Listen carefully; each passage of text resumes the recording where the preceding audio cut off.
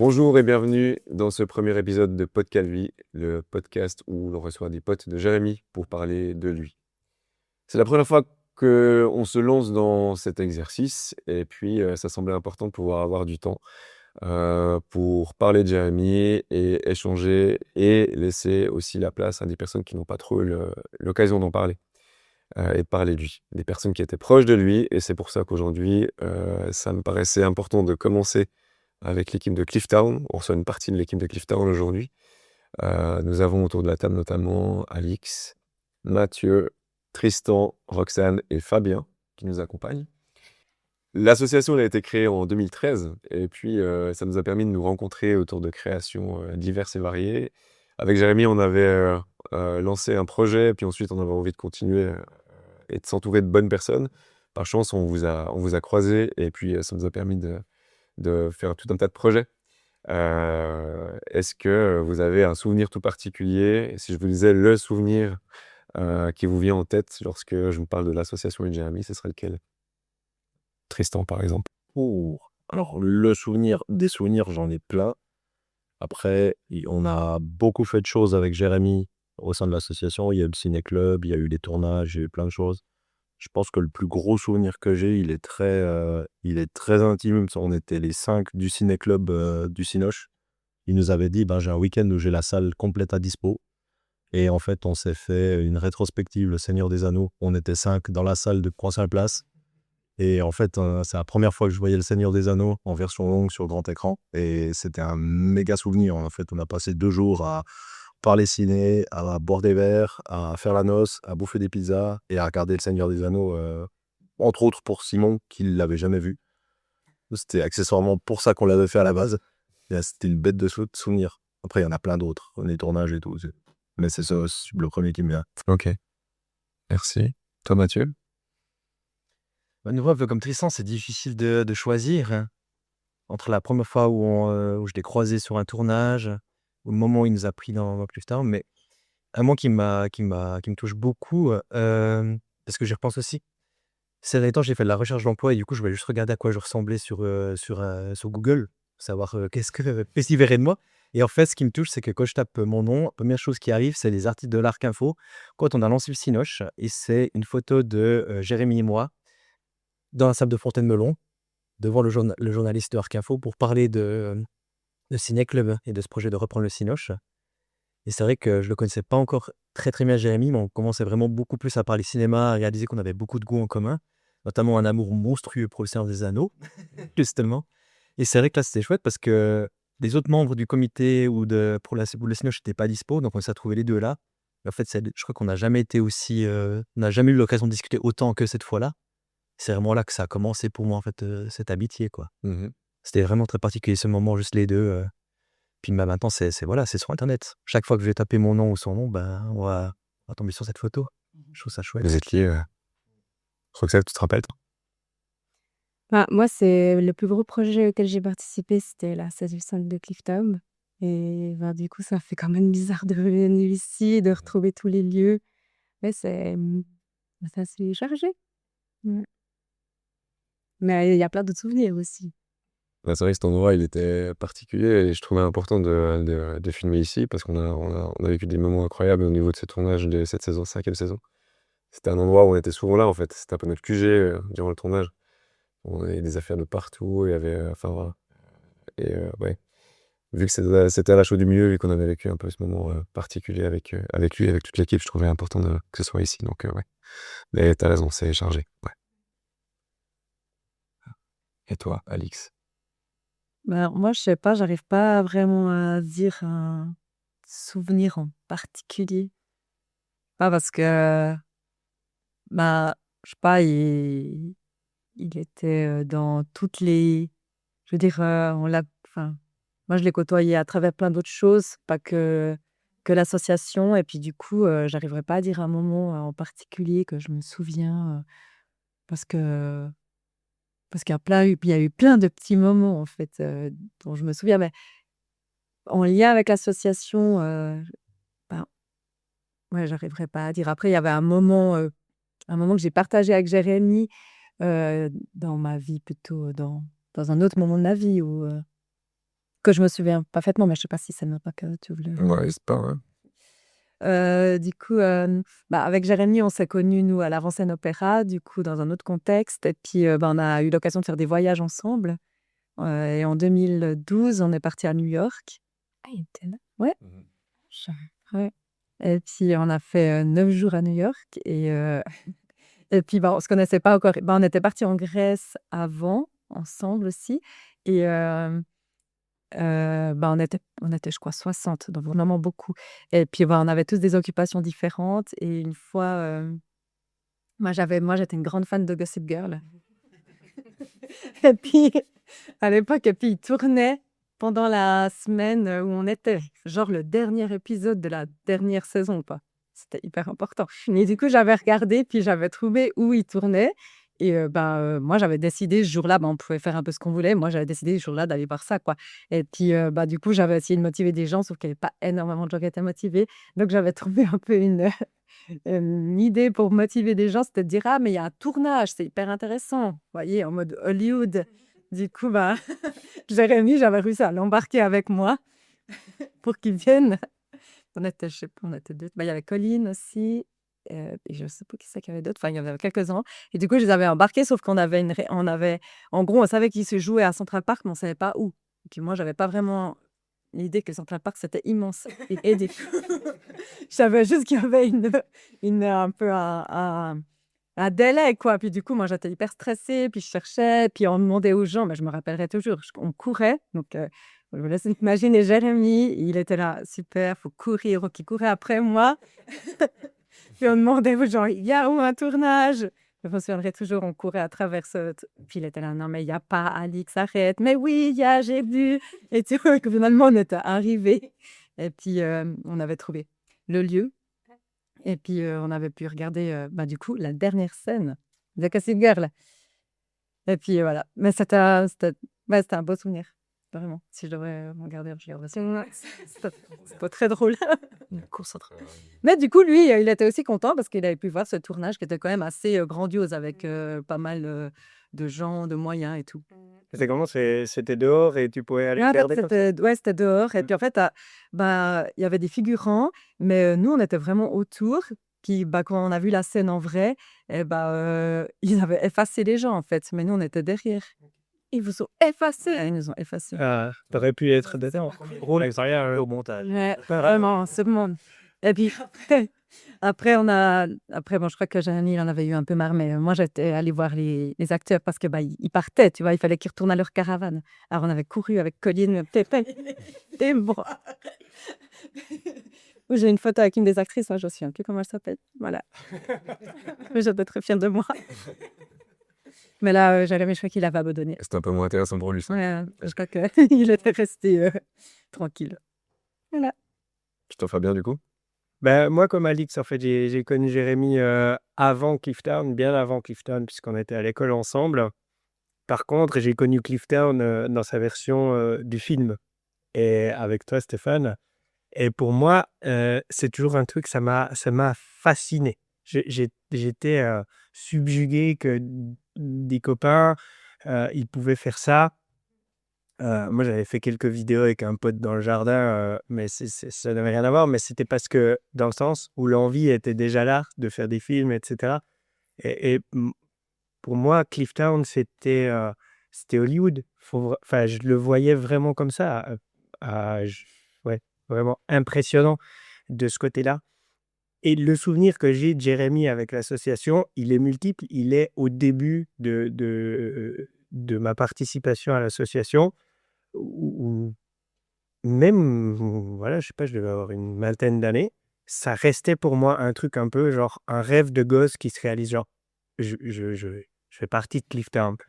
Et ça s'est vraiment encore plus décuplé pour la fameuse saison 5, où je reçois un message un jour, comme vous tous, bonjour, on va faire la saison 5, est-ce qu'il y a des gens qui veulent faire? Waouh, ouais, moi. Et ça, c'est finalement à chaque fois que je croisais Jérémy dans les différentes manifestations qu'on faisait, ou j'avais ce petit côté incroyable, je fais partie du truc. Et ça, c'est quelque chose qui est important pour moi, même encore maintenant, euh, avec l'appartenance de ce rêve de gosse, de faire partie de Clifton, même si évidemment maintenant ça a un peu changé, c'est vraiment différent. Et ça, c'est vraiment un beau souvenir à chaque fois pour moi. Mhm.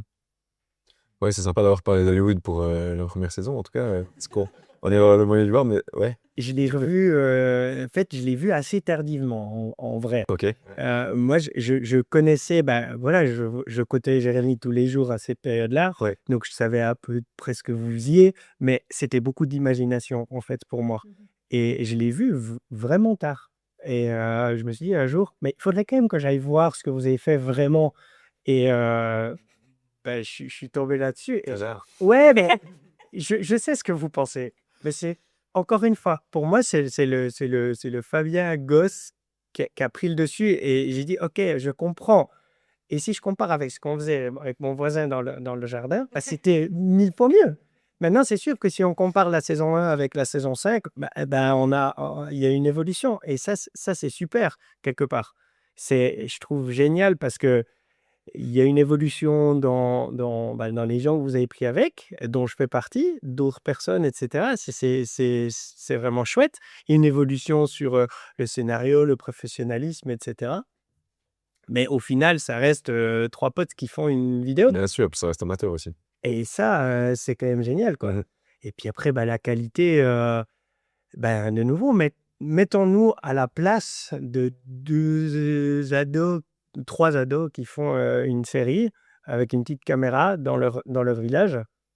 Et, moi, je retiens la petite scène, alors je sais plus exactement par cœur, tu me corrigeras, mais où vous présentez Clifftown avec un petit accent en plus dans les petits escaliers là vers la comment? L'église là, ouais, vers l'école là. Moi, C'était quasiment même lieu de tournage pour tout le premier épisode. ouais, exactement. C'est voilà quoi. Je rigole avec le fait que tu compares ça à Hollywood, ça me fait plaisir parce que forcément que moi, c'est enfin, il y a plein de choses comme toi, comme vous, qui me lient à Jérémy. Mais cette saison 1, c'est vraiment lui qui l'a amené. Comme toi, je faisais aussi des vidéos dans mon coin avec des amis. Lui, il faisait aussi des vidéos dans son coin avec des amis. Puis, en fait, il a déjà écrit un premier épisode en pensant que ce serait déjà juste un épisode tout court, puis sans voir de suite. Et puis, il m'a proposé ça, puis on s'est lancé. Puis, en fait, c'était fou de pouvoir faire ça ensemble.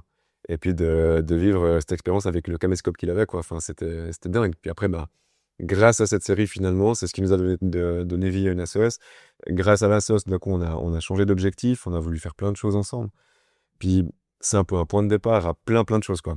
Et je rigole comme ça, mais finalement, c'est quand même la base, peut-être, qui nous a permis de nous rencontrer tous, en tout cas, ce groupe-là, et de mener des projets qu'on a fait, quoi. Donc, c'était... Il a toujours initié quelque chose, en fait. C'est ça, il a toujours eu ce talent-là de rassembler des gens, de voir qu'est-ce qui les motive, qu'est-ce qui les drive, de les rassembler, puis de les pousser, puis de les lancer. Hein. Il a toujours lancé le mouvement et puis allumé une flamme chez les gens, et puis c'est beau. Et de les sortir de leur zone de confort. Moi, c'est vraiment un soupir que j'ai.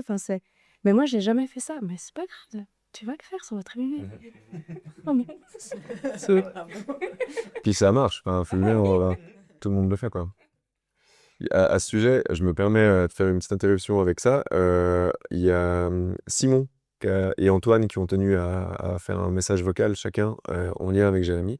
Antoine parle particulièrement de la saison 1. Je me propose peut-être qu'on l'écoute et puis qu'on réagisse ensuite parce que ça reflète. Enfin, lui, ça montre aussi comment lui a découvert la série, du coup. Et d'ailleurs, c'est assez marrant de savoir comment il l'a découverte. Et voilà, je propose qu'on l'écoute ensemble, puis qu'on réagisse.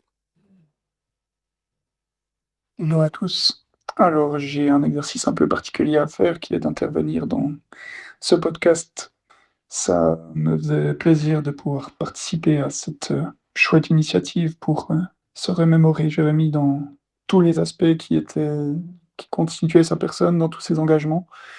Moi, j'ai surtout connu Jérémy au travers de Clifftown, et premièrement par une diffusion en classe au lycée. Avec Monsieur Ziegler, on avait l'objectif de réaliser un court-métrage en classe, et ils nous avaient diffusé toute la saison 1 de Clifftown.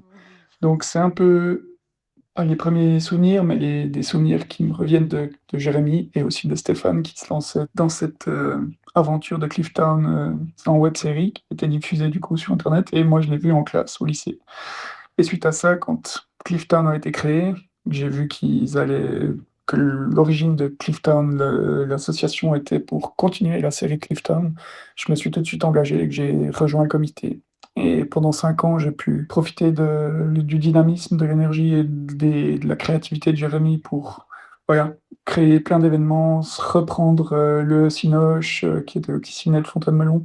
Enfin voilà, de pouvoir l'accompagner, puis d'apprendre plein de choses à ses côtés, les voir évoluer et réaliser plein de super projets. Et ça a été vraiment des moments riches de partage, d'apprentissage, voilà. C'était vraiment super de passer tous ces moments et Clifton, voilà, continuera. Des gros becs à tous, bien en penser pour Jérémy. Et vous étiez un modèle, quoi. Bon, alors. Mais ce monsieur Ziegler, c'était un prof de Jérémy à l'époque. Et puis, il a appris que Jérémy avait fait ça. Et toutes les volées d'après, pendant je sais pas combien de temps, hein, il leur a montré la première saison. Pourquoi la première? Parce qu'après, il y en a eu d'autres. Parce qu'après, il a peut-être arrêté de travailler, je crois. Et je crois en fait, c'était peut-être jusqu'à la retraite, je sais pas. Je connais pas toute l'histoire, mais c'était hyper chou de la part de ce professeur. Puis il était très fan du fait que Jérémy avait pu faire ce projet-là, quoi. Faut savoir que c'était passé aussi dans Arcaf All Express de l'époque. Moi, je me souviens de ma maman qui avait expressément gardé l'article pour moi. Et oui, parce que ça, en fait, c'était juste des journalistes qui avaient fait un reportage par écrit dans le journal du canton sur Clifftown. Et ça titrait quelque chose de mémoire. Des jeunes du Val-de-Rue font leur série. Et voilà. Ça a été, il y a eu quand même un petit engouement médiatique à la région sur Clifftown. Je me souviens de ça aussi. Ouais, c'est rigolo. Maintenant, plus généralement, par rapport à l'association, là, on a parlé beaucoup de la série, mais finalement, nous, ce qui nous lie tous, c'est ce qui a été fait à travers l'association et tout ce qu'on a vécu, toutes les expériences communes qu'on a vécues ensemble avec Jérémy. Qu'est-ce qui vous vient aussi quand on parle de l'association et peut-être des débuts, au moment où vous l'avez rejointe? Tristan, par exemple, juste avant, tu me parlais du fait qu'on s'était rencontrés sur un tournage pour Au nom du jeu, et que c'était là, je m'en souvenais plus, tu vois, que Jérémy et moi, on avait été engagés en tant que Marcus et Gontran, faire 3 secondes à l'écran aussi. J'ai ce souvenir qui est vraiment génial, où c'est que la première fois que je débarque pour faire un tournage, c'était justement pour Au nom du jeu saison 2. Tu parlais d'Hollywood, moi c'était littéralement ça, je venais du théâtre, ça faisait des plombs que j'en avais pas fait. Je débarque, on me dit le tournage c'est sur 2 semaines, on a des plannings, on a tout qui arrive, t'as les projecteurs, les caméras, t'as tout qui est mis en place. On te dit tu vas tourner à 9h, finalement j'ai tourné à 2h du mat. Et puis le lendemain, j'avais rendez-vous au 21 à 9h pour jouer justement mon perso. Et je me retrouve accoudé au bar avec Mathieu dans son costume, moi, et 2 énergumènes en salopette qui étaient Jérémy et Stéphane. Vraiment, Marcus et Gontran. Et j'ai ce souvenir-là de vraiment cette concentration pendant les prises, mais toujours dans la détente et dans la communication du plaisir de faire, en fait. Puis on arrivait, on avait le scénario de base, mais on n'avait aucune instruction sur comment on faisait, comment on meublait l'arrière-plan, etc. Et on était en full impro tout du long. Et c'est vraiment le premier souvenir que j'ai de Jérémy, c'est ce côté détente et ultra confiance sur on n'a pas de plan, ça va la faire. Et en fait, j'ai vécu ça pendant tout le fil de la sauce avec lui, où il était organisé, il était hyper confiant sur les choses, il avait une vision que je sais pas d'où il la sortait, mais systématiquement, c'était on va faire un plan, on va construire un truc, même si là, on sait pas, ça va la faire. Bon, on stressait derrière quand même un petit peu. Oui, c'est ça. Mais tu sais, c'est ce que je disais, c'était ce côté moteur où vraiment il avait une énergie et une motivation. Il arrivait à te maintenir et puis à te lancer dans le rythme. Ouais, puis elle arrivait à rester calme et du coup, ça faisait que tout le monde restait calme. Oui. Ouais. Plus ou moins. Ouais. Non, ben sur les tournages en tout cas. C'est sur les tournages vraiment alors. Mais oui. Là, c'est vraiment ce premier souvenir que j'ai. Puis après, au fur et à mesure du tournage, que nous démarchait. Tu connais Clifton? On cherche des membres, vas-y, viens. Et puis c'est comme ça que ça se fait, quoi. Je trouve aussi l'intensité qu'il mettait entre les différents projets. Euh, j'ai toujours vu Jérémy avec, on va dire, le professionnalisme, mais vraiment une grande intensité, que ce soit un projet qui l'animait lui ou un projet auquel il participait. Et ça m'a toujours impressionné où finalement, il faisait pas de différence, quoi. Il mettait la même énergie, la même intensité. Et ce qui rejoint ce que tu disais, ce qui était hyper agréable, quoi. Parce que tu savais que quand sur les parties où il était là, ben, ça allait rouler, quoi. Justement aussi avec ce calme qui donnait. Bah, c'est vrai que moi, je me souviens que la première fois que je l'ai vu, c'était justement sur la première saison de Au nom du jeu. Puis Quentin disait que ah ouais, il y a deux gars qui ont fait qui ont fait la série Clifftown sur Val-de-Rue qui vont venir pour apparaître dans le rôle qu'ils occupaient dans la série Clifftown. Et en gros, c'était moi, c'est la première fois que je vous croise, c'était au port exactement. Il manquait un figurant pour le mec qui se ferait arrêter, donc c'est tombé sur moi finalement. Sans pas que je le mettre devant la caméra, je n'étais pas du tout à l'aise, mais du coup, en plus, je vous vois arriver, Quentin qui vous brief et tout, vous deux qui discutez dans vos costumes, et j'étais, ah, c'est les deux mecs qui ont lancé la série, c'est eux, ils savent. Et vraiment, moi, je me suis dit, les gars, en fait, dans ma tête, je pense que je vous voyais genre 10 ans plus vieux presque, tu sais, en termes d'expérience. Hein. Ok. Pas visuellement, je te rassure. Ouais. Mais c'est vraiment, je me disais, c'est les gars qui sont vraiment au taquet, c'est eux qui ont lancé le truc, c'est les pros déjà, tu vois. Alors que j'ai aussi à côté. Puis du coup, première chose que je vous vois faire, c'est venir m'arrêter. Mais c'était drôle. Mais du coup, après, j'ai eu de la peine à me départir de ça, en fait. Juste parce qu'une fois, j'ai eu l'occasion de discuter avec lui pendant la discussion avec le journaliste. Mais avant ça, pour moi, c'était vraiment le au-dessus, quoi, tu vois. C'était imposant quand j'étais avec Boudin Pipe. Ok. Quand j'étais avec Jérémy, parce qu'il avait une expertise sur plein de trucs. Ou alors, je pense que je me créais moi-même, je le mettais sur un piédestal, quoi. Lui, il était trop modeste pour se la péter ou quoi que ce soit. Mais il me faisait presque peur au début parce que j'ai vraiment l'impression qu'il savait ce qu'il faisait. Il rassurait tout le monde, il avait cette présence charismatique et puis cette force tranquille. Puis ça, j'adorais. C'est vrai que, comme tu disais, Pamia, on pouvait lui demander de participer à n'importe quel projet. Il était tout aussi professionnel sur ce qui venait de lui ou au quoi il participait. Le truc qui m'a le plus halluciné avec Jérémy, faisait vraiment un souvenir que j'adore. On avait participé au cours en 2022. Puis on avait écrit le truc à une espèce de thriller d'espionnage où il y a des quiproquos, où tout le monde pense que c'est lui l'officiellement, non, c'est lui l'espion, machin.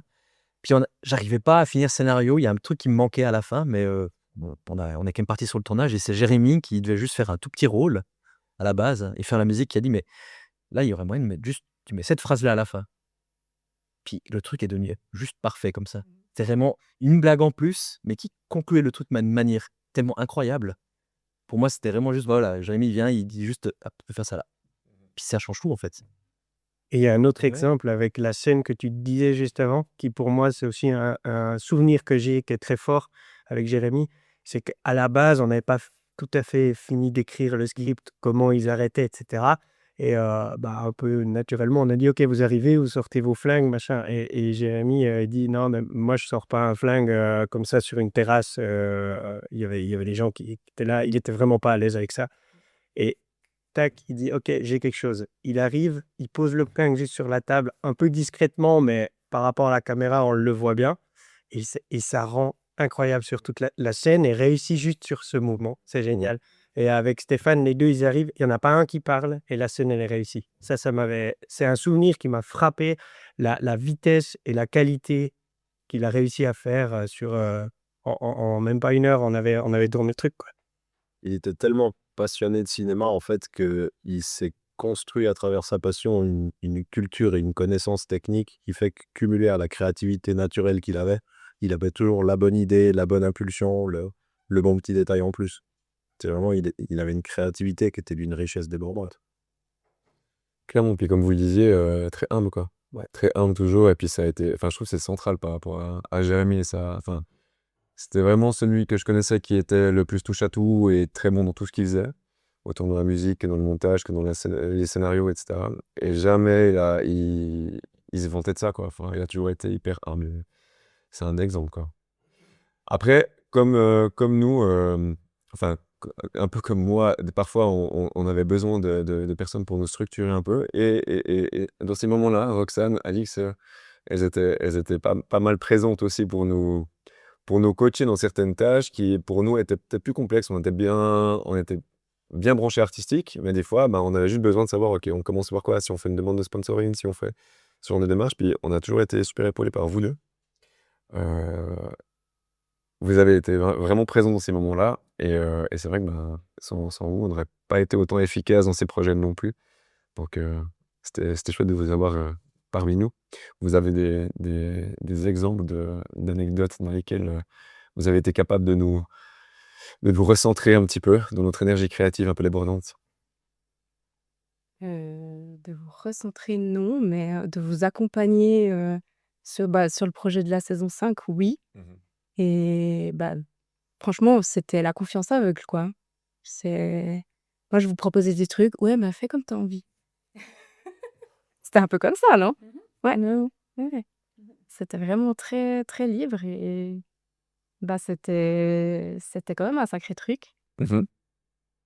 Peut-être que nous, on stressait plus que vous, je Oui, crois. je pense, ouais. Ouais, parce qu'on avait tout le côté financier, machin, à gérer.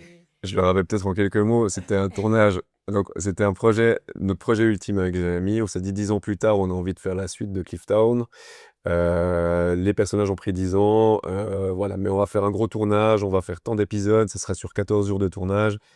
Et puis ouais, c'était un gros morceau, on n'avait jamais fait ça, quoi. Donc, du coup, c'était de l'inconnu. Et puis, on a eu un peu besoin de vous, beaucoup besoin de vous pour ça. On a géré une partie, mais il y a certaines choses où vous avez été bien présentes. Euh, Ouais, tout ce qui était logistique, les sponsoring et tout. Mais c'est vrai que au début, vous vous êtes lancés comme ça, puis nous, on était là. Mais il va falloir quand même avoir tout ce qu'il y a autour, en fait, t'organiser. Et puis, mais je pense qu'on a plus stressé que vous.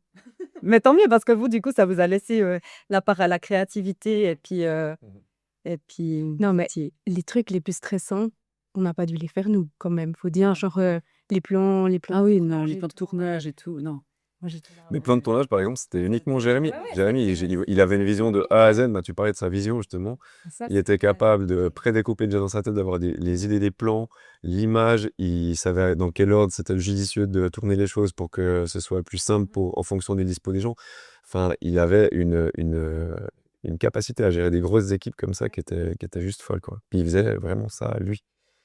Mais ce projet, il a été hyper beau. Moi, j'ai pas énormément participé, parce que je m'occupais des enfants, mais c'était quand je me souviens qu'on m'avait dit, on va tourner 2 semaines en plein été. Moi, t'es là, 2 semaines, mais comment on va réussir à tous se rassembler? Ça va être hyper compliqué et tout. Puis en fait, vous étiez confiants et puis ça a hyper bien fonctionné. Et puis vous avez réussi à rassembler plein de gens différents, de plein d'horizons différents. Et puis je crois que ça a été une expérience mémorable pour vraiment beaucoup de gens. Puis même moi, qui est venu, qui a tourné 1 ou 2 fois des scènes, à chaque fois que j'arrivais, je trouvais que tu sens l'énergie qui est là. Et c'était aussi ça, Jérémy, il arrivait à rassembler les gens et puis à amener cette énergie, cette envie de créer ensemble quelque chose.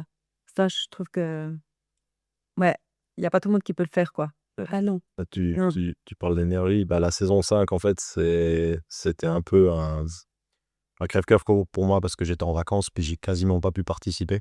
Donc, pendant que j'étais en vacances, en fait, sur le groupe WhatsApp du tournage, moi, je voyais les photos, je voyais tout. Et ça me rendait envieux, en fait, de participer avec vous. Mais en même temps, même à travers les photos, puisque moi, je voyais à distance, en fait, l'énergie, on la sentait. Et c'était beau. Puis en fait, les 2 dimanches où je suis venu, c'était les 2 fois à la fin de mes vacances. Je me suis dit, mais j'ai un laps de temps, c'est hors de question que je ne vienne pas 5 minutes, quoi. Puis ça a été 2 fois 2 heures où je suis venu sur le tournage.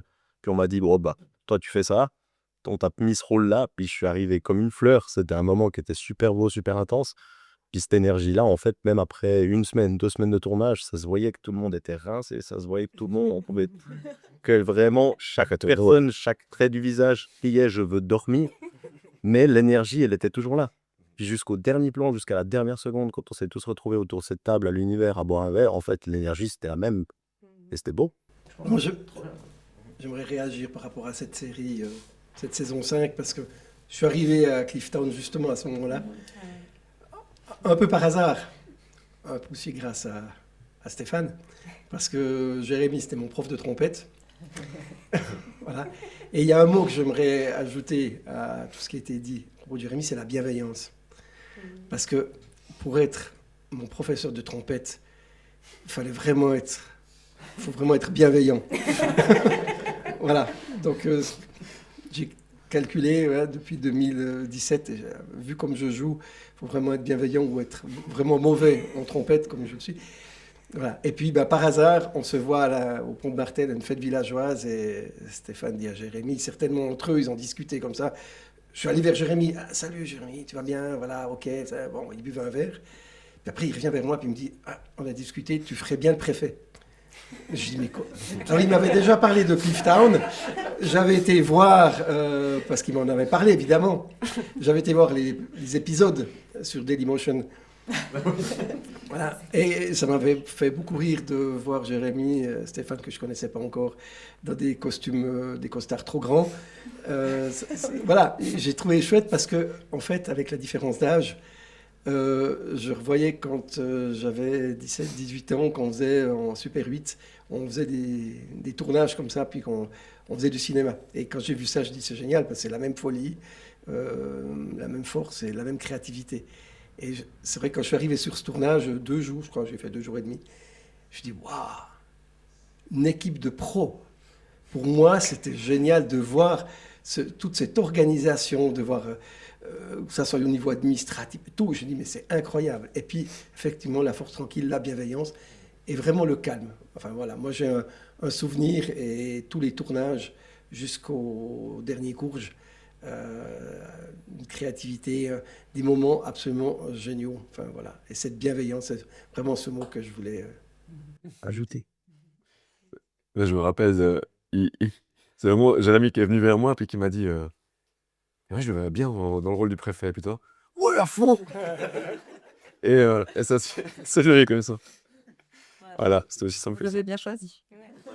Ça a super bien mené, ouais. À fond. Paradoxalement, dans cette effervescence du tournage, moi j'ai un souvenir vraiment marquant. Quand on était à l'école, Jérémy et moi, on a beaucoup discuté. On est les deux un peu anxieux comme ça. Vous le connaissez aussi bien de ce côté-là. Et on avait pas mal discuté sur un peu je dirais peut-être philosophiquement. Et c'est paradoxal parce que pendant le tournage de la saison 5, j'ai pu de nouveau avoir cette conversation avec Jérémy. Parler un peu de sa vie, de ses craintes, de ses difficultés. Il était aussi juste en train de lancer son entreprise et forcément, évidemment, beaucoup de questions liées à ça. Et on a eu le temps, en fait, chez lui, en attendant de tourner des scènes, de discuter. Et vraiment, ça m'a fait hyper plaisir. Parce que tout ce temps entre l'école secondaire et les projets qu'on a fait, moi, j'ai pu voir Jérémy dans le cadre de projets. Donc, entre guillemets, presque professionnellement, même si pour moi, c'était amateur, mais dans le sens où tu as des discussions qui sont quand même assez... où tu survoles les sujets, quoi. Et là, c'était vraiment chouette parce qu'on a eu des longs moments où on devait attendre. Typiquement, quand on a attendu la nuit pour moi, c'était pour courir, hein, beaucoup. J'ai arrêté de courir depuis d'ailleurs, je crois.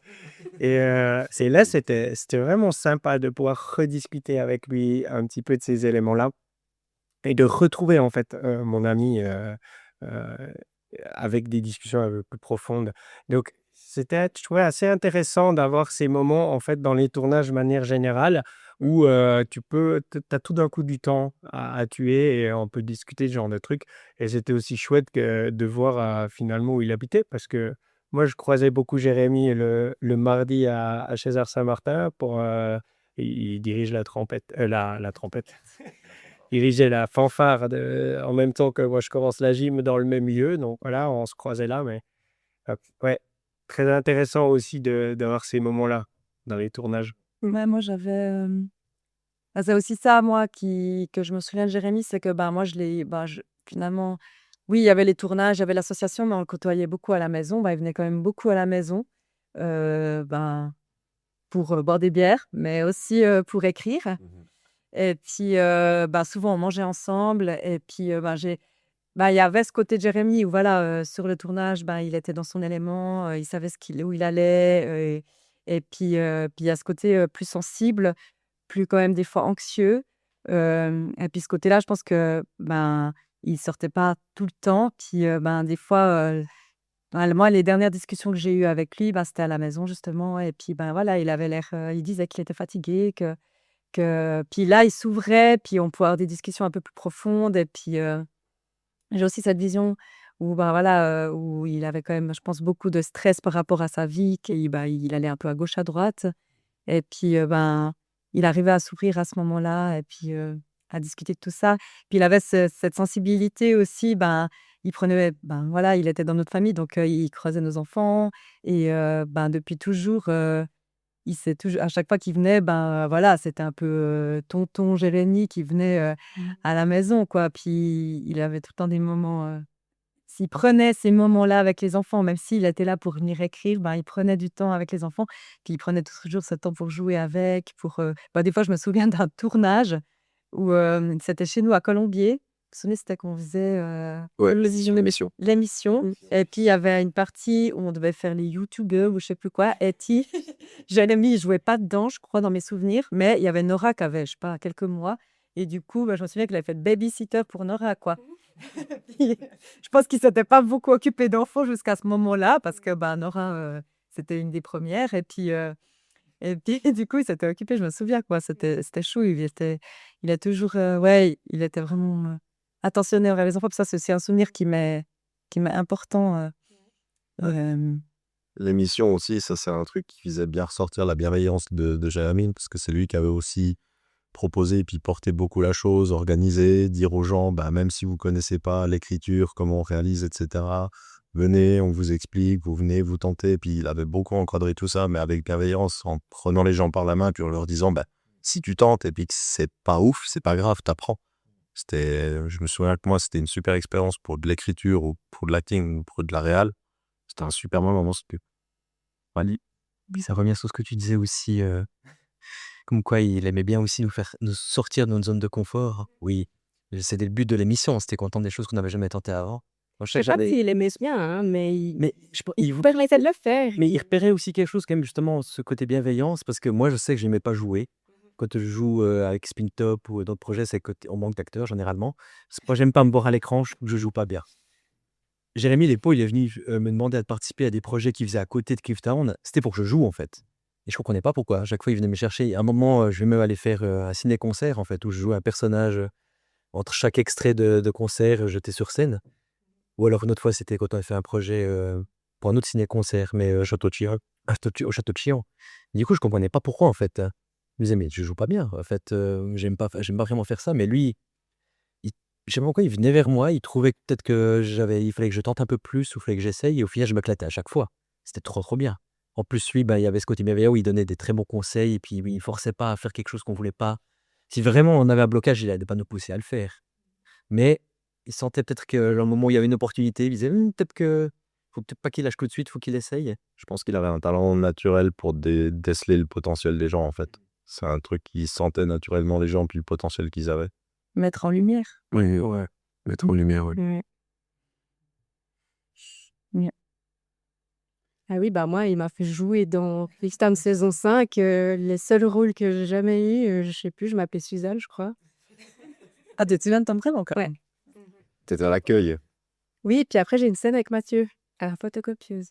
qui est génial. Qui est génial, alors là, c'est la seule fois où il a renoncé, il s'est dit: «Ah, Mathieu, il n'arrivera pas à faire l'accent français, on va pas lui demander». Et on a changé d'accent. Mais c'est comme la scène du commissariat où il sait qui m'a fait. C'est la tarte à l'abricot, c'est la même chose. Il m'a dit: c'est toi qui vas faire le gars à l'accueil avec la tarte à l'abricot. Et pourquoi moi? Bah non, c'est juste ta tête en fait. C'est à manger de la corrite, une tête. Et ça marche très bien, oui. Je pense que Roxane, t'avais une tête à être saoulée à la photocopieuse. Ouais, ça te laisse pas. T'as dit, elle a une bonne tête pour être saoulée, celle-là. Moi, j'espère qu'il m'a pas dit ça quand il m'a vu, puis il s'est dit: «Ah vas-y, je lui les Bah, je crois qu'il y a des trucs qu'il faut garder secrets. Ouais, non, effectivement. Aucun n'y croit. On parle beaucoup des souvenirs en lien avec les tournages, parce qu'en fait, on en a 1000. Il y a encore juste Simon qui tenait à partager des souvenirs qu'il a en lien avec l'association, mais à un autre niveau. Je vous le fais écouter. Pour moi, un des meilleurs projets et un des plus grands qu'on ait jamais eu avec Clifftown, ça reste le Cinoche. Parce que bien sûr, Jérémy, c'était quelqu'un de très entreprenant. Avez-vous déjà vu quelqu'un qui débarque une fois, je sais pas, on avait 18 ans, 19 ans, et qui dit, hey, si on reprenait une salle de cinéma et on faisait un ciné-club avec plein de films chaque semaine ou chaque mois. Enfin bref, on a revu les choses à la baisse aussi. Mais c'était exceptionnel. Et avec ça, on a pu faire des choses incroyables et surtout remplir des salles pour des enfants avec des films, des fois un peu moins remplir des salles. Je me rappelle une fois où il y avait un match de la Suisse, on regardait à peu près tous sur notre téléphone en même temps que le film. Ou comment c'est possible de faire des animations autant, d'avoir plein d'idées, c'était absolument dingue. Et pour ça, Jérémy, c'était un moteur absolument incroyable. Je me souviens en particulier de ces soirées qui ne terminaient plus après le dimanche quand on finissait et on refaisait le monde évidemment. On était les meilleurs clients de notre bar, c'était super. Et toujours évidemment autour de la bonne humeur et de l'amitié. D'autant plus que Jérémy avait les clés, donc ça a aidé beaucoup de choses. Les meilleurs souvenirs se partagent aussi avec les différents films qu'on a fait. Je me rappelle surtout de ce fameux film Fenêtre sur cour qu'on a diffusé avec une sorte de mise en scène un peu voyeur. On voyait le début, etc. Et finalement, je me faisais assassiner en direct et me mettre dans un tapis dans le hall du ciné. C'était des idées qui étaient absolument folles. On avait aussi mis des jumelles avec des mots cachés dans le quartier. Enfin bref, c'était absolument fou. Et ça, c'était quand même des trucs très drôles, en plus de toutes les autres choses, Réservoir Dogs, moi qui me déguisais en le tueur à la faucier, au marteau de la cité de la peur, moi qui me déguisais en homme des cavernes, qui me suis déguisé en femme, en tout, tout était quand même assez très drôle. Et on a toujours fait ces belles animations et je crois que tout le monde a toujours apprécié, et ça c'est quand même quelque chose, c'était assez incroyable. Donc, quelle richesse d'avoir quelqu'un qui est aussi créatif et qui a pu tirer et créer des projets comme ça de ex nihilo presque et qui a pu amener tellement de bonheur autour de lui. Donc que des grands souvenirs et surtout le Cinoche, immense souvenir avec Clifftown et c'est quand même un beau projet qu'on a pu porter et je suis très fier d'avoir participé à ça. Gros bec à vous tous, en pensée avec vous pour Jérémy. Ton mec. C'est quoi ces musiques en fond? Ça fond à quoi le monde? Ça fait plaisir. Ouais, il a dit, ouais, je fais un petit montage. Il a fait un petit montage. Ah, j'ai cru qu'il était à la fête foraine. Et avant de... père, en fait, bah, après, Et c'est vrai qu'il avait aussi cet esprit, je pense que de toute façon ça va se sentir, enfin s'entendre dans tous les podcasts, enfin les épisodes, mais il avait cet esprit novateur. oui. Oui, il amenait quelque chose de nouveau, ou en tout cas il arrivait à faire que les gens aussi amènent leurs idées et puis créer des choses nouvelles ou d'une façon qu'on ne le faisait pas forcément. Un vent de fraîcheur. Ouais. Ça, c'était aussi un truc que je pense que les fanfares pourront en parler parce que je crois qu'il a fait beaucoup là-dedans aussi. Mais voilà, il avait ce regard un peu nouveau où il voulait un peu bousculer les codes, amener d'autres choses d'une manière différente pour aussi moderniser peut-être des choses qui étaient un peu plus vieillottes comme ça. Puis le Cinoche, quand vous ameniez, là, c'est vrai, vous faisiez vos mises en scène. Là. Ça, c'était ouf, quoi. C'est vrai qu'à temps, Vous donniez je me souviens. j'ai un souvenir immaculé de Jurassic Park où c'est que je sais plus de quelle initiative c'était, je sais plus si c'était celle de Jérémy ou la mienne, mais on avait eu tout un délire. Vu que j'avais un embonpoint à l'époque, je m'étais déguisé en Dennis Nedry, donc c'est vraiment le mec de Jurassic Park avec le ciré jaune, le petit de la chemise et tout le bordel. Puis je me baladais comme ça toute la soirée, et puis à chaque fois que quelqu'un me voyait, il se prenait la malle. Mort de... Ce qui est aussi, c'est que c'était Jérémy qui mettait quand même aussi les limites avec nos idées. Oui, parce qu'il disait quand même toujours temps, vous allez trop loin, ouais, c'est trop loin, ou alors Ça lance le public. ouais, la grosse question qu'il y a eu, c'est quand on a voulu faire, on a projeté la Vita et Bella. Ah oui. Voilà, là, heureusement qu'il était là. C'est vrai qu'on a peut-être été un petit peu technique. C'est comme une thématique pas toute simple. Hein. Ah, effectivement, mais il avait ce côté justement. Il aussi, mettait des limites. il avait cette bienveillance, mais il avait quand même aussi cette maturité pour savoir ce qui marche pas. Et vraiment aussi, vu que c'était la bienveillance aussi, ce qui serait blessant ou ce qui ne le serait pas. Ouais. Donc c'est vrai on lui demandait. Moi, c'était un peu comme ça, je voyais pour beaucoup de choses, c'était un peu un mentor. Pour l'écriture aussi, pour la mise en scène, et puis des choses comme ça. Et là, pareil. Avec une qualité incroyable qui avait été relevée pendant la cérémonie, où il arrivait à dire non sur une de nos idées sans vraiment qu'on remarque qu'il a dit non. Et ça, c'était trop bien parce qu'il avait quand même une écoute, on va dire, genre, au-delà de la bienveillance, dans le sens de dire, OK, je peux peut-être capter une autre idée de quelqu'un, par exemple sur un de ses projets, mais si ça ne le plaisait pas, En gros, non, ça allait pas venir, mais avec cette qualité de pouvoir dire non sans vraiment le dire et sans que ça soit sournois. Et ça, c'est vrai que ça, je trouve plusieurs fois, forcément, avec, comme vous disiez, avec les grandes idées qui germent quand on discute, je crois qu'il tenait bien sa ligne. Et aussi, on en a parlé avant, mais le fait qu'il avait peur de rien, ça m'a toujours impressionné. Genre, le Cinoche, c'était aussi pour moi un peu le début dans l'association et un peu avec l'esprit, on va dire, très pragmatique. Moins attaché que lui à Fontaine-Melon, je me dis, mais les gars, le Cinoche, ça me paraît pas. Enfin, on voyait bien que c'était difficile, c'était un peu sur la fin, évidemment. Et moi, ça m'a impressionné. Je pense que c'est vraiment une qualité de genre, ok, je m'en fiche, vous pouvez dire ce que vous voulez, ça m'est égal. Moi, je veux croire en ce projet. Et en fait, ça n'importait pas de savoir si ça allait marcher ou pas. Ce qui était important, c'était de le faire. Et ça, je trouve que c'est vraiment une belle qualité parce que sinon, justement, tu fais plus rien. Et ça, après, je sais, il y a des réalités économiques, etc. Mais quand même, Oui. et ça, c'était une belle qualité. Parfois, effectivement, qui débordait. Non, mais parce qu'il était vraiment attaché à sa salle de Fontaine-Melon. Parce que le nombre de comités où avec Roxane, on avait quand même à le dire. Moi, peut-être qu'on devrait un peu délocaliser pour aller chercher d'autres personnes. Ah non, Fontaine-Melon, mais si, c'était Fontaine-Melon, quoi. Ah non, il serait jamais descendu à Neuch, quoi. Je me souviens avoir pas mal bataillé, lui, pratiquement contre l'AG entière de Clifftown et sur son projet. Et waouh, on essayait d'y dire, mais t'es sûr que tu veux mettre 4 fois le budget de l'association dans un seul projet? Ouais. Ah, Fontaine-Melon. Fontaine-Melon, en plus. Et le projet a eu lieu, quoi. Ouais. Et c'est incroyable. Ouais, puis ils se battaient pas pour la fréquentation. Enfin, si la fréquentation était moyenne ou très basse, au Cinoche, souvent, il y avait assez peu de fréquentation. Ça l'a jamais empêché d'être motivé à, comme vous, créer l'événement, mettre des décos incroyables, penser à une mise en scène folle, et Simon en parlait avant.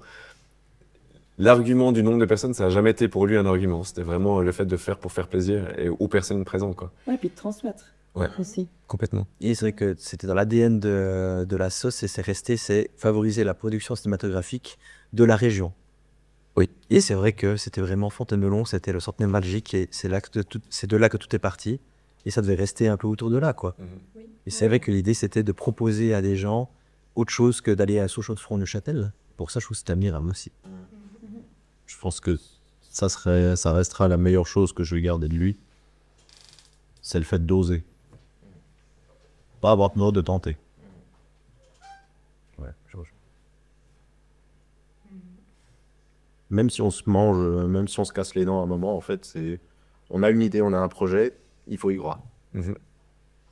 Mais nous, on croyait tous en lui. Je pense aussi. Enfin, je pense que finalement, ça serait Ça, un en peu... fait, le communiquait bien, en fait. Lui, il croyait tellement en la chose qu'il vibrait cette énergie-là, puis en fait, on se mettait tous à l'unisson. C'était beau. Et puis il était fort, quoi. Ouais. Oui. Il réussissait ce qu'il faisait. C'était pas. Ouais. Il y a ce côté de confiance, mais c'est aussi parce qu'il y arrivait, quoi. Mais C'était brise-glace après, nous on avait juste qu'à le suivre en fait. Oui, ouais. c'est ça. non, moi, je les ai... Ah, pardon. Moi, j'ai pu pas mal observer comment Steph et Jérémy travaillaient ensemble à la maison. Et puis, vraiment, les derniers temps, quand même, un petit peu moins au début, mais après, ils m'incluaient aussi, même si, je suis pas une pro, à chaque fois, d'ailleurs, pour le dernier cours, j'étais le dernier, ils me demandaient toujours aussi leur regard sur leur film. Et puis, à chaque fois, j'étais là, je suis pas vraiment... vous savez mieux que moi. Et puis, la dernière fois, il y avait un petit bout qui était un peu long dans le dernier courge. Et puis, moi, je leur ai dit, puis ils ont tous dit, ouais, vraiment, vous pouvez, on va couper, t'as raison. Mais finalement, qui j'étais, moi, pour leur dire que c'était peut-être un peu long là, quoi. Enfin, eux, c'est eux les pros, c'est pas moi, mais il y avait toujours cette écoute aussi. Et puis, des fois, il fallait quand même un petit peu les recadrer parce qu'ils partaient dans des délires où il n'y a que eux qui se comprenaient, quoi. Puis j'étais là, ouais, vous êtes sûr que les gens, ils vont comprendre vos blagues? Je sais pas. Mais c'était aussi ça qui était beau, hein. Puis finalement, après, ils finissaient à je sais pas quelle heure, puis Jérémy dormait sur notre canapé, voilà, qui a traversé tous nos déménagements. toujours sur le même canapé. Il était très confortable. C'est vrai. Réveillé par les enfants. Réveillé par les... Oui, parce qu'à chaque fois, on était là, mais tu sais, le matin, tu seras réveillé à 7 heures. Hein. Ouais, pas de souci. Réveillé par les enfants. Quand tu descends les escaliers, tu vois Jérémy qui est déjà en train de Ouais, lire Jérémy. l'histoire aux deux. Ouais, c'est vrai. Ouais. Au-delà de comprendre vos blagues, il y avait aussi comprendre vos titres. Ah oui. Oui. Ah ouais. Genre celui du bateau. Moi, j'arrive pas à Celui dire. du bateau, il est... C'est Ouchkepet. Comment? Ouchkepet. À tes souhaits. Mais avant la version de Google, on n'aurait pas réussi à avoir ces titres-là, donc voilà, c'est une collaboration finalement. C'est vrai que je vais pas vendre la mèche, mais j'ai vu le processus créatif de comment vous trouvez des titres sur le dernier cours. C'est superbe. C'est superbe. Vraiment, tu vois ça pendant le tournage, c'est entre deux sets où c'est que tout le monde est crevé, tout le monde est fatigué parce que c'est genre minuit. Et puis vraiment, ils cherchent sur Google comme ça des noms en rapport avec. C'est ça qui... Jusqu'à ce que ça nous plaise, on Ouais, c'était un peu ça, ouais. Ouais. Parce qu'à un certain moment, c'est deux cerveaux qui en font plus qu'un et puis ça va plus vite, quoi. Bah, c'est vraiment l'impression que j'avais quand on écrivait. Et j'étais déjà conscient de tout ça au moment où on le vivait. Mais c'est encore plus dur là maintenant. Mais c'est vrai qu'on on écrivait à quatre mains. Mais on était ouais, comme une entité, quoi. Et puis on écrivait un truc, on se marrait, on réécrivait un truc, on se marrait. Tout d'un coup, on dit, ah non, un peu trop. Ok, pour revenir en arrière. Puis en fait, c'était comme ça. Il y avait un seul cerveau qui était connecté à tout ça. Et c'était fou, parce qu'on allait vite, et on se marrait. Après, on demandait des fois l'avis d'Alix, voir si on allait trop loin ou pas. Mais c'est vrai que c'était facile d'écrire à deux. Et on avait cette chance de pouvoir se trouver artistiquement comme on s'était trouvé, quoi. C'était vraiment beau. Artistiquement, humainement aussi, mais sur le côté artistique, c'était comme ça, quoi. Ouais. Est-ce que tu te souviens comment est parti Cliff Town? Déjà la série et après l'association? La La série, c'est parti du fait que Jérémy et moi, on faisait des choses de l'autre côté avec nos amis, et puis qu'on avait envie de faire un truc ensemble, parce qu'on s'est rencontrés à la fanfare, et puis on avait envie de déconner ensemble. Et puis une fois qu'il y a eu quelques épisodes, puis qu'on avait envie de faire d'autres choses, on s'est dit, bah, ça serait bien de créer une assoce où on essaye de créer des événements pour débloquer des fonds, pour nous permettre de créer d'autres projets. Et puis à la base, c'était un peu cette vision en petit comité, puis ben, plus les gens nous ont rejoints, plus on s'est dit que ben, voilà, il y avait d'autres personnes qui avaient d'autres envies aussi, puis qui avaient cette même passion de créer. Et on s'est dit qu'on allait ouvrir davantage, puis que c'était trop bien, parce que du coup, ça crée un mini réseau qui s'est toujours un tout petit peu plus étendu. Et ça arrivait un peu comme ça, quoi. Mais la création d'événements, c'était à la base surtout pour pouvoir obtenir des fonds, pour peut-être obtenir du matériel, ensuite créer des choses sans qu'on doive toujours payer de notre poche. Et puis après, ben, voilà, l'équipe s'est agrandie. Et il y a eu des trop belles rencontres, quoi. Mais entre la première saison et l'association, il y a eu des années. Ouais, parce que la première saison, je crois que c'était en 2008. Et la sauce, c'était en 2013. Ça fait 5 ans. Donc il y a quand même un bon moment où on a continué à faire notre petit truc. Et après, on s'est rendu compte qu'on était quand même un peu limité à deux avec nos petits matériels, puis que ce serait chouette de pouvoir un peu étendre, quoi. Mais il y a eu ça, creux. Oui. Bien, bah, je crois qu'on arrive gentiment au terme de cet épisode. Est-ce que vous avez envie d'ajouter quelque chose? Est-ce que vous auriez envie d'ajouter quelque chose? Ben, en tout cas, je vous remercie à toutes et tous d'avoir été présents. Ça compte pour moi ce qu'on est en train de faire là. Ça compte aussi pour vous, c'est pour ça que vous êtes là. On partage plein de choses avec lui et on continuera de garder tous ces souvenirs et je trouve bien en fait qu'on ait un endroit où ces souvenirs restent aussi et puissent être partagés avec un plus grand nombre de personnes. En tout cas, merci d'avoir été là. Ça me touche beaucoup que vous ayez accepté l'invitation. Et merci d'avoir participé à cet épisode. Merci à toi, ouais. Et je profite aussi de remercier Quentin, qui est à l'image et qui va nous accompagner tout du long. Je remercie aussi Mathieu, Tristan, Fabien, qui ont aidé aussi à la mise en place et qui vont probablement aussi nous aider tout au long de ces épisodes pour la partie technique. Voilà. Merci en tout cas. Et à très vite. Bisous.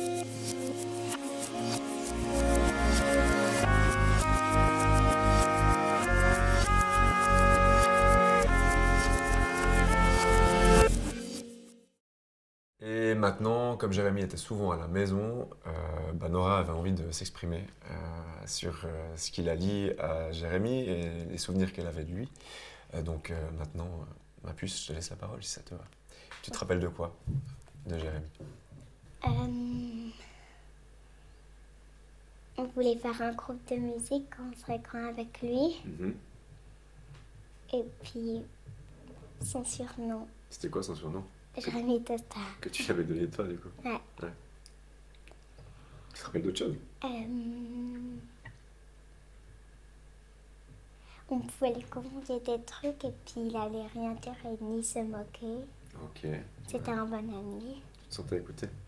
Ouais.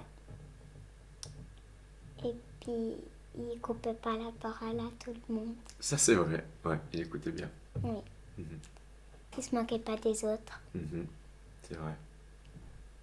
Et il disait pas t'es différent, vu que t'es différent, je suis pas mis avec toi. Il était d'accord avec. Il était gentil, vraiment beaucoup gentil avec plein de personnes. C'était un copain? Ouais. Ok. Merci, à plus. De rien.